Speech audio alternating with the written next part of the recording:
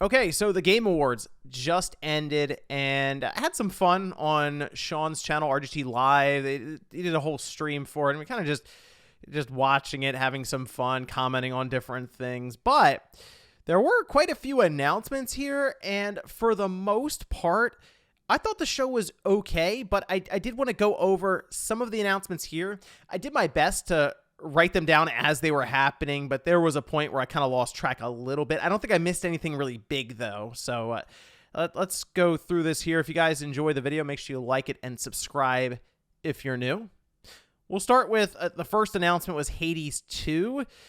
That surprised me a bit. It's from Supergiant. Obviously, Hades is an awesome game. It was even up there for a Game of the Year nomination at the award show the year it came out. They're doing early access for it, and when they showed it, it looked like Hades, so we all thought it was either DLC, an expansion, or just a full-on sequel. They're deciding to go with the full sequel for it. I think that's great. I'm looking forward to it. They said more news next year, and again, they're going to develop and launch in early access, so that'll be something I assume through the Steam platform there.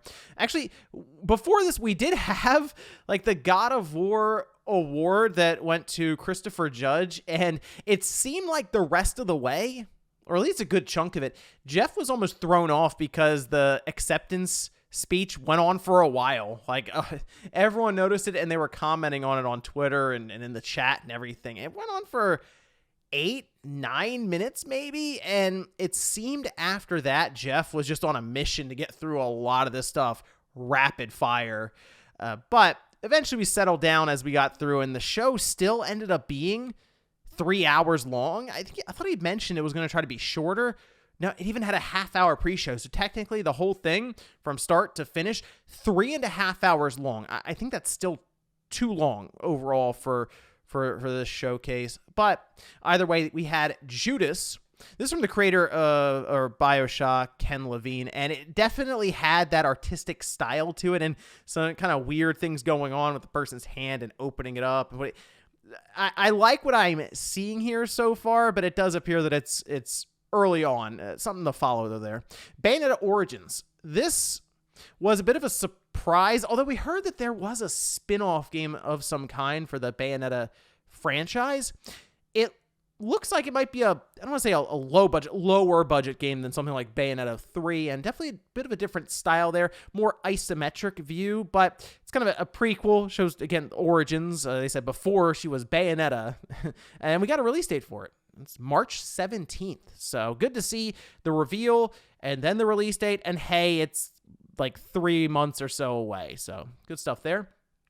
They showed Suicide Squad, and I'm still unsure about this game because I feel like we haven't seen any meaningful gameplay for it. They showed the trailer with the Flash beating up Captain Boomerang, I think like cuts off his fingers by accident or something, and then Batman drops in, and the idea here is you're going to play as the Suicide Squad and just take out the Justice League, seemingly in this alternate universe where they've gone evil and all this. So it's Rocksteady. Because it's Rocksteady, I tend to lean towards, okay, this game should be high quality, it should be good.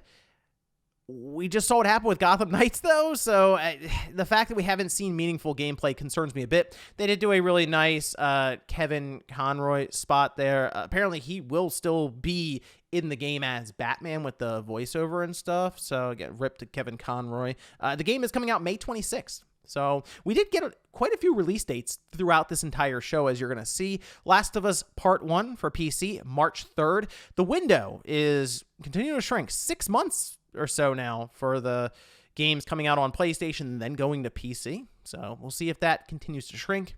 Star Wars Jedi Survivor, we had full gameplay. Game looks awesome. It does look like they built off of Fallen Order, which is great. That's what I was hoping to see. They even showed the Kylo Ren lightsaber. So I'm thinking we're going to have many more options when it comes to customization around the lightsaber itself. It is coming out March 17th. So you can see March kind of filling up there. We had Earthblade, that's the creators of Celeste. 2024, still a ways off. They showed some gameplay to it and all this. Still kind of looks like Celeste with a bit more in terms of action for the combat. Dune Awakening showed in-game for that. It's an open world survival MMO. I'm not really into Dune at all, but they did show it. Forspoken, the demo is now out on the PS5, and this is a game that needs a demo. They've shown it many times. I don't think it's really stuck the landing just through showcases, so it's to the point now it's coming out in a month and a half. They just need to let us play it, and maybe that'll sell people on it. But the demo's up. I'll check it out. Death Stranding 2. We had a full CGI trailer, and it's kind of hard exactly to tell what's going on in there, although you do see the BB, and it appears that you've gotten a bit older. So this is obviously taking place after Death Stranding, as the title implies, and it kind of seems like it's much later, because then we see Sam, and he looks older, and we see a new antagonist, it appears, and Hideo Kojima came out on stage and said, hey, there's a lot of stuff in that trailer. You're going to have to go back and analyze it, and trust me, people absolutely will.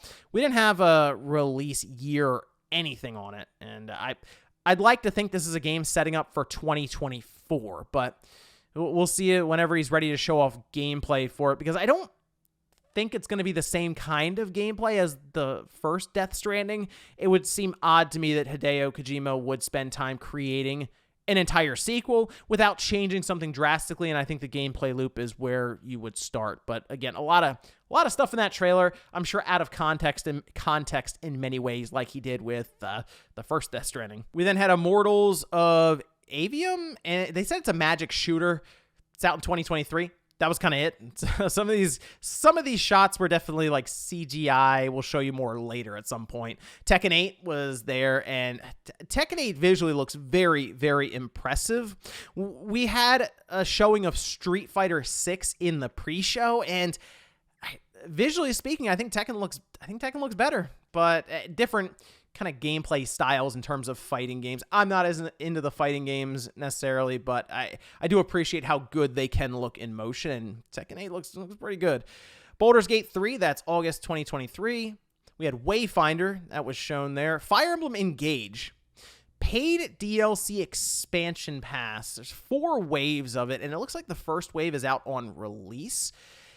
This is one of those things that I feel like over time we've just become very used to, specifically an expansion pack or DLC being announced before the game is out, and it's like an entire roadmap of content, and some of it is there day one. But it shows that there will be support for Fire Emblem Engage for quite a bit of time after it releases there. We had a bit of a musical number that went into Diablo 4 as expected. A release date coming in during the summer, June 6th. They showed a CG trailer that won't match up at all to the gameplay itself. We know what Diablo 4 looks like, so it's just onward to June 6th. I think they mentioned there's going to be early access or like an open beta that they'll do for pre-order customers, so I'm sure you can check out more information about that one on their website. Horizon Forbidden West, the DLC. We all knew this was coming. It's been talked about and hinted at before. And then we had the report earlier this week detailing it, Burning Shores, but we did get the release date for it. April 19th. So excited to go back to Horizon Forbidden West a little over a year after its release to check out Burning Shores. Then we had Banishers Ghosts of New Eden. It's an action RPG. This from Don't Nod. That's end of 2023. Space Marine 2023. It looks good. Looks like Space Marine to me. So a lot of violence, a lot of gore, a lot of action. They had Meet Your Maker. That's April 4th. Crash Team Rumble. This is like the Wampa League thing that's been rumored for years now. It's like an arena shooter, fighter, hero shooter thing. It's some of the details still up in the air. Is this a free-to-play game? Is this a premium price game? Like I said, we still have to see more about that one. But coming out 2023. We had this game called Crime Boss that was announced, and I thought it looked really good. And they were rattling off some of these names that were going to take part as, I guess, voices and lend their likenesses to the game. They had like Danny Trejo in there. They had Vanilla Ice.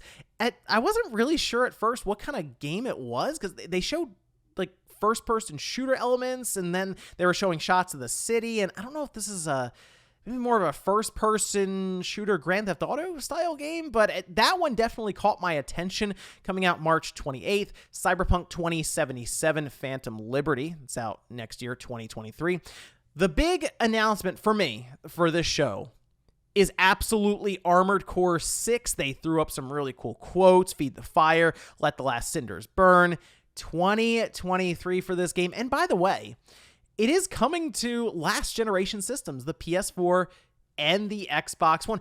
Bit of a surprise to see the Xbox One logo up there for a 2023 game, because I'm picturing the VCR, which means it will have made it 10 years, a full decade of support after it released in 2013. But this is probably the best shot Armored Core has, and it hasn't been easy for the Armored Core franchise. With some of the more recent offerings, like just Armored Core 5, it didn't sell well, but that feels like it was an eternity ago, and From Software has certainly gone up the ranks, we'll say, in terms of notoriety and obviously talent and ability. And some of the games they have been releasing, with something like Elden Ring, has pulled in a very wide audience. So I think this is going to easily be the best-selling Armored Core game. And while they didn't show us like a nice shot of the gameplay necessarily, it's coming up soon. It's apparently been in development for probably longer than people realize, and I think it's a nice break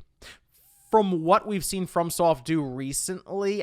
Elden Ring, of course, we've seen them do Sekiro, Dark Souls. I like the idea of them taking some of those soul elements, again, some of them, because I think Armored Core will still have its own feeling when it comes to movement and combat, but kind of take the knowledge they've accrued over the last decade and apply it to a new Armored Core game. And it looks like they're going all out with it. Again, it was like CG cinematics, but the style, the art, it's all there. As long as it ties together with the gameplay, I think the Armored Core franchise can make a strong return. We then went into what was the big reveal, or really the big showing that they hyped up really for days now, Final Fantasy XVI. The game looks better and better every time they show it. All right, this is a game that continues to impress me with each trailer that they released, and this was no different. They went all out here, a lot of really cool looking set pieces, all the summons, the violence. It appears they are taking this in a completely different direction than they've had with previous Final Fantasy games, targeting that mature rating. So I'm ready for this one. June 22nd. So the coming in right in that first half of 2023 over the summer. Really, really excited to jump into this one. And then to finish out the show, Game of the Year went to Elden Ring. And yeah, I'm perfectly fine with that. Elden Ring, great game. God of War, also a really good game. And I think God of War may have won the most awards. God of War was winning a lot throughout the show. So people were getting that feeling that, okay, God of War is taking all these awards. Elden Ring will most likely take Game of the Year, but it doesn't necessarily work out that way. In this case, though, hey, you know what? Elden Ring, people really like that game. I enjoyed the game, so yeah, it makes complete sense to me. Oh, and I feel like I have to mention this because this is a really strange thing that happened at the end. So they go up there, Miyazaki and his crew at FromSoft, they go up there, has a translator with them, and they're doing their acceptance speech, where they're doing translations for it, all these different things. So there are a lot of people up there. It's like 4 or 5, right? And in the back, there's like this kid, I think, or just a teenager. It was someone much younger than the other people on the stage. They're just kind of standing in the background the whole time. And I think Sean mentioned they were like licking their lips or something, like they're getting ready to do something. And at the end, everyone's walking off stage. The music's kind of playing. They walk up to the microphone and they start talking. And Bill Clinton's name was very audible throughout that whole mini speech that they gave. They probably said 2 or 3 sentences before they were escorted off of the stage. So basically, when Miyazaki and his crew got up, there are pictures of this person walking from down the aisle and then quickly blending in and going up to the stage. I don't know what any of that was about, but there were a lot of memes and people talking about it immediately after the show went off air. And then Jeff gave us an update on Twitter that the person had been arrested. But let me know what you guys thought about this entire show. I thought it was all right. It was maybe slightly above average, definitely better than last year. And there were a lot of games shown, and they even have a demo drop with something like Forspoken. So who knows, maybe that'll surprise me. But having a reveal like Armored Core, for me, does put this above what we had last year. Even some of the previous ones now that I think about it. But let me know what you guys think down in the comments. Thanks so much for watching, and I'll see you next time.